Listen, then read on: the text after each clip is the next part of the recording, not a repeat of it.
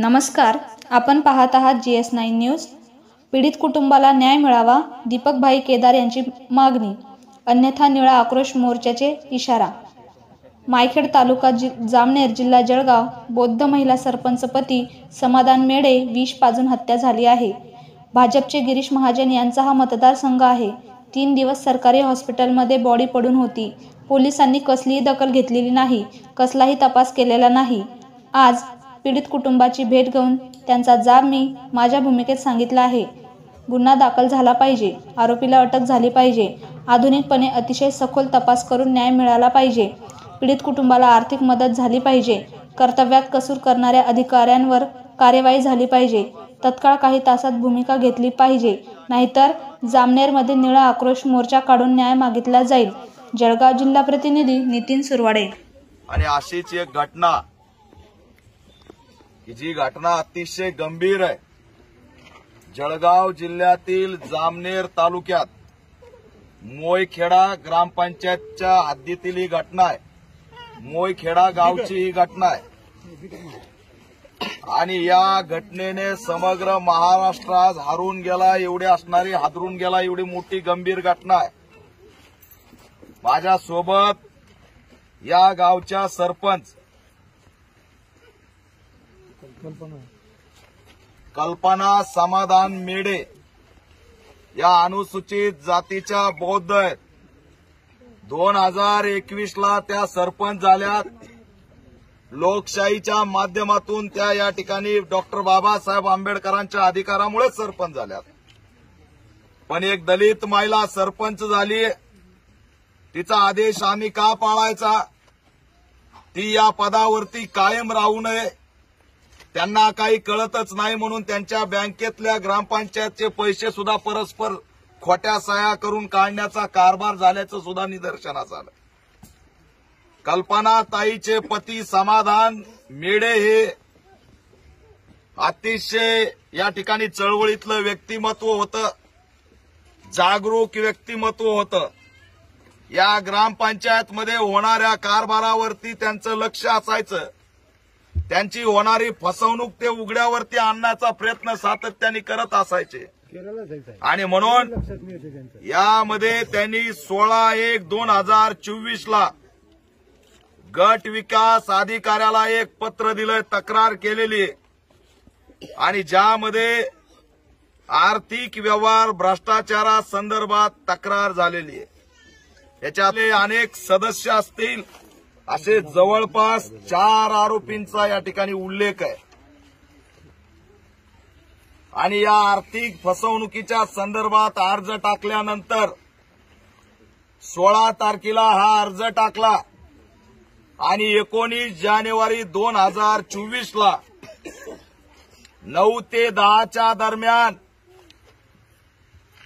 या समाधान यांच्या घरी येऊन आरोपींनी आपल्याला मीटिंगला जायचंय म्हणून शेतात नेलं आणि या शेतावर आपल्याला सगळ्याला मीटिंग करायची असं म्हणून सरपंच पतीला त्या ठिकाणी नेण्यात आलं आणि काही वेळातच त्या ठिकाणी 2 व्हीलरवरती ते या घराकडे धावत आले आणि 2 व्हीलरवरून खाली उतरताच त्यांनी आपल्या पत्नीला सांगितलं की माझ्यासोबत घात झालाय, मला विष पाजण्यात आलंय।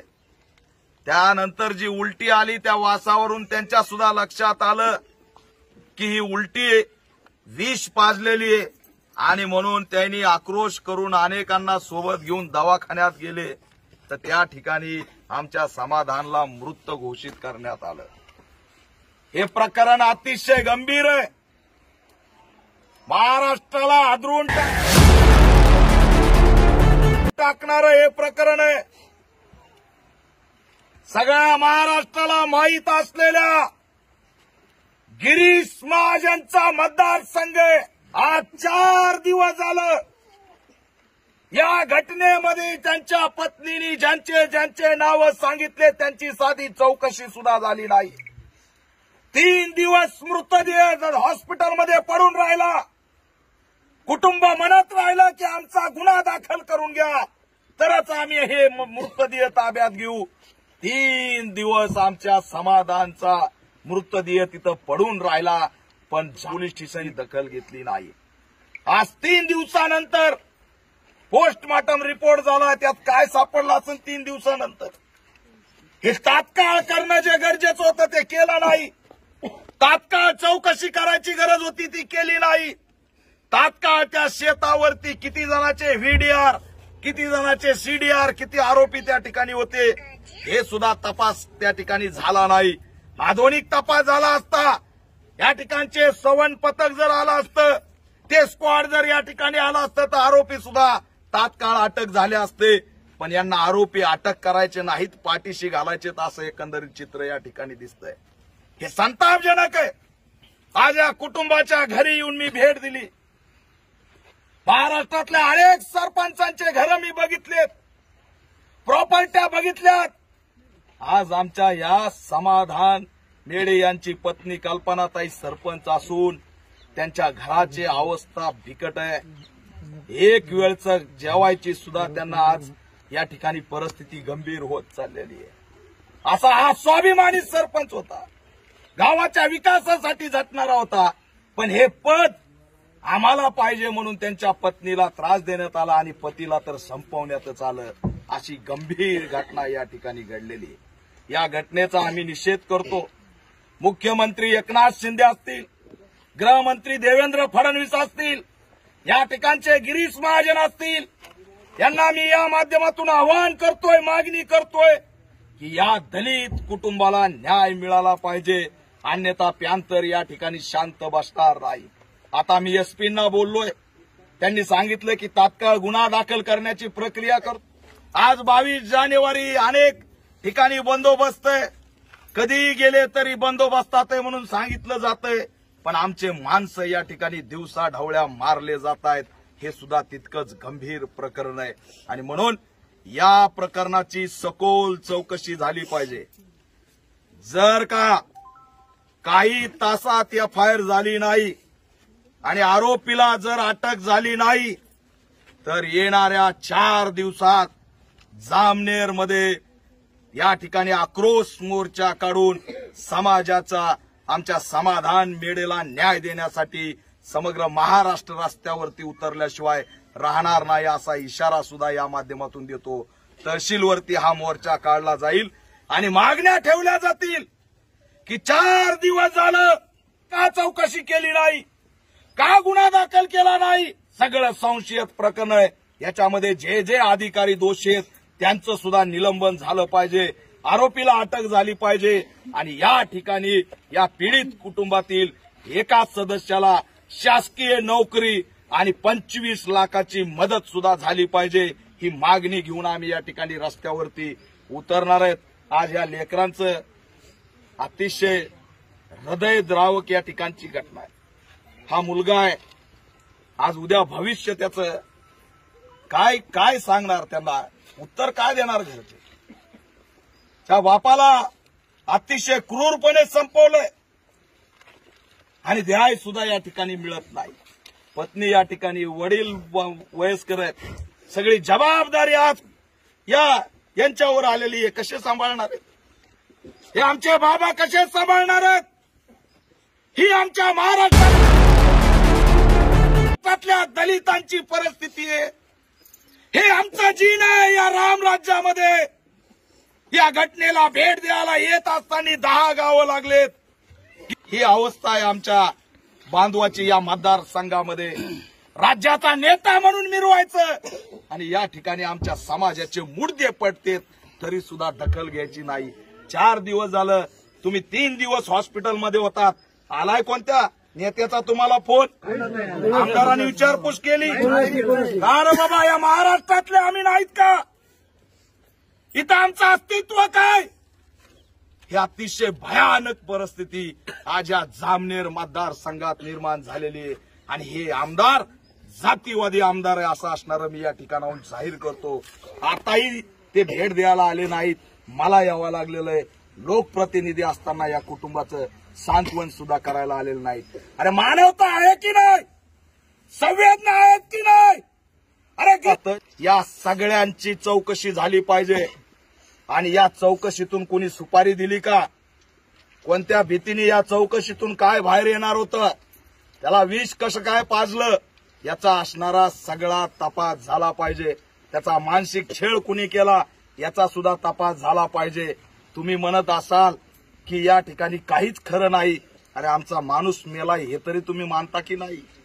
आमचा माणूस मेलाय आणि त्याला कारणीभूत जे त्यांच्यावरती कारवाई झाली पाहिजे, हीच आमची असणारी आज या ठिकाणी भूमिका आहे. लवकरच आम्ही काही तासात जर न्याय मिळाला नाही तर या ठिकाणी तहसीलवरती जामनेरला लाखोच्या संख्येने निळा आक्रोश मोर्चा काढून उत्तर दिल्याशिवाय राहणार नाहीत, हा इशारा या माध्यमातून दादा. मुलगा गेला, ते काट कसा पोचू त्यांना, माझ्याकडून काम होणार नाही, माझ्याकडून काम होणार नाही. या पोराला काय घालू पोचणारा गेला ना आपला काढला ना द्याय ना, न्याय पाहिजे आता आम्हाला न्याय द्या बाबा. आमचं नातू लहान आहे. न्याय द्या मला.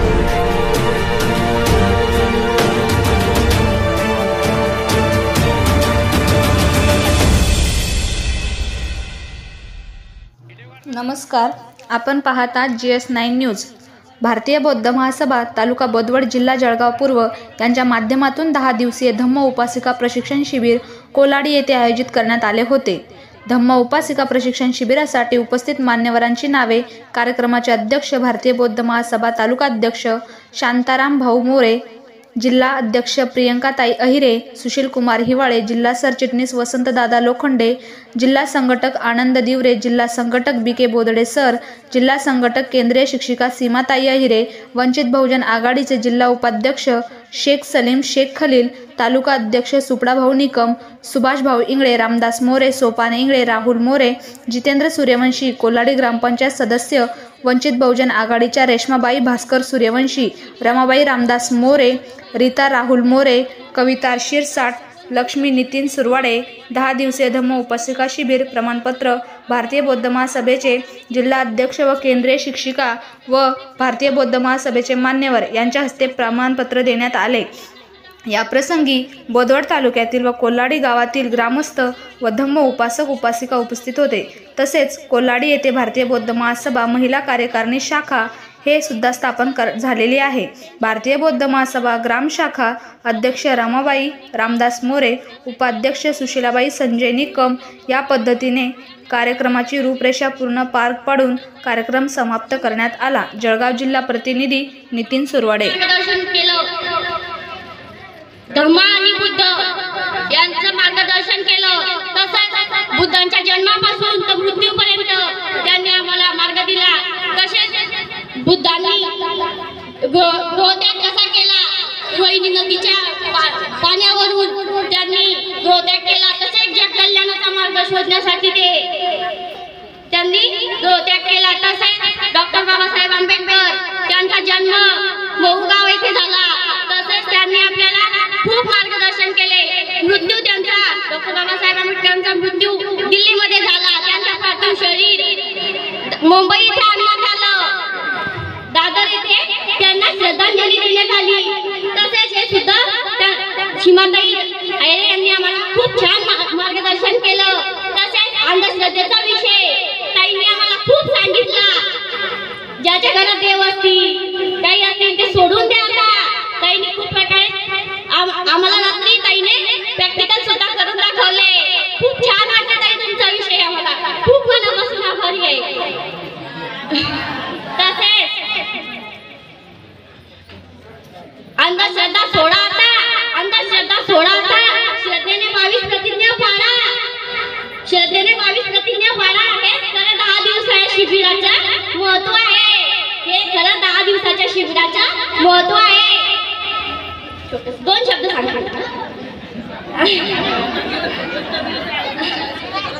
आले किती गेले किती उडून गेला भरारा. आले किती गेले किती उडून गेला भरारा.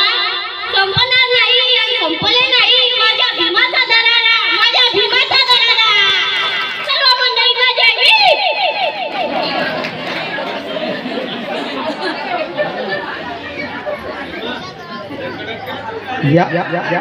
यानंतर सुजाता पद्माकर सूर्यवंशी ह्या आपलं मनोगत व्यक्त करतात.